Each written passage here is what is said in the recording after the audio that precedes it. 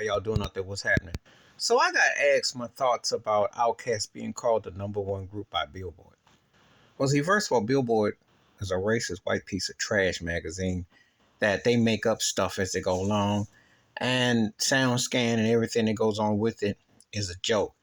Billboard once upon a time seemed like it meant something, but they don't always scan in black neighborhoods, and they have these built-in strange stuff that they do. It's a fraud. It's controlled. It's regulated. They do what they want to do. Okay. They make up the numbers as they go along. So they got some people who don't belong. But anyway, let's get to this topic. I'm a big Outkast fan. Doug Outkast. I was down with them from the jump.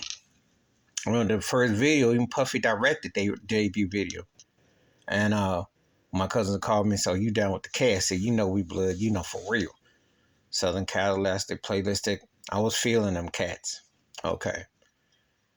However, they're not more important than no Run DMC. I wasn't even the biggest Run DMC fan, but let's be real. Run DMC is like the Beatles of groups in hip hop. They're like the Michael Jackson of hip hop. I mean, if you think about their impact, the racial diversity, the groundwork they did, merch, sponsoring, and the impact of songs, they just beat you with variety. They were an unstoppable force. And before someone says, well, there weren't that many groups, there was Houdini was around back then. And there was a couple other groups. It's just that Run DMC was competing with the Michael Jacksons, the Princes, the Rick James, the Lionel Richies, the Whitney Houstons of the world. That's all. You know, that's all. I mean, they had to come up against heavy hitters. Heavy hitters. And that's no diss to fellow rappers, but these cats had to come up and make a name. And of course, we don't forget a little thing called Crush Groove was in a movie. They had a couple of movies out. I mean, come on now. So Outkast ain't seeing Run DMC for me. They're not seeing Public Enemy for me. I can give Outkast top 5. Public Enemy because the social conscious, the music, the whole nine, big time. You can make a case for NWA 2 over them because of the fact that the spun-off careers and also the fact that they had crazy impact. I mean, speaks for themselves. And their classic can hang, NWA can hang up there. So that'd be like 3 off the top that I'd put over Outkast.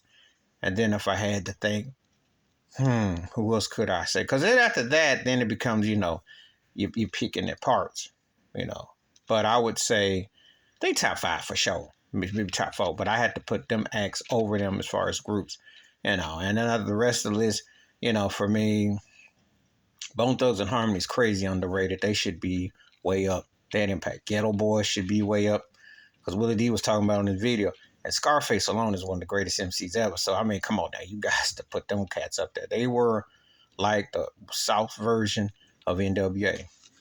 Listen to some of their songs. They should be top 10. I got Bone Thugs up in there too.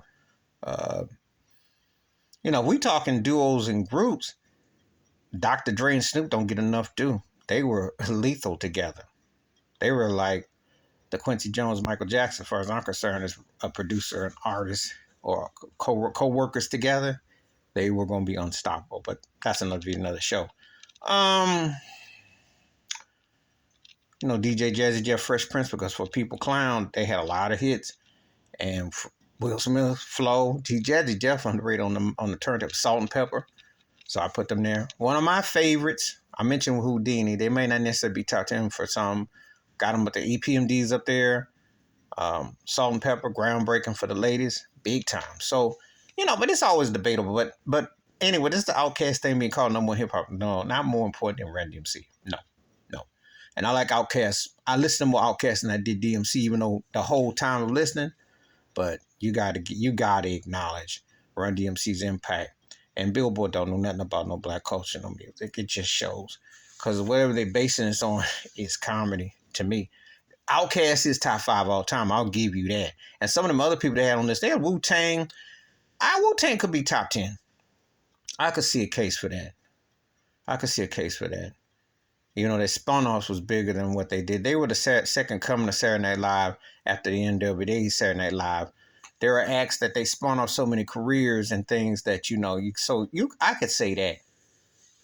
But some of them other people on the list, you know. But anyway, give me your thoughts. Please hit like, subscribe, look at those comments, and I do respond. Thank you. Wash your hands. Keep your mind clear. Watch out for another. And share the video if you like it. I'm out.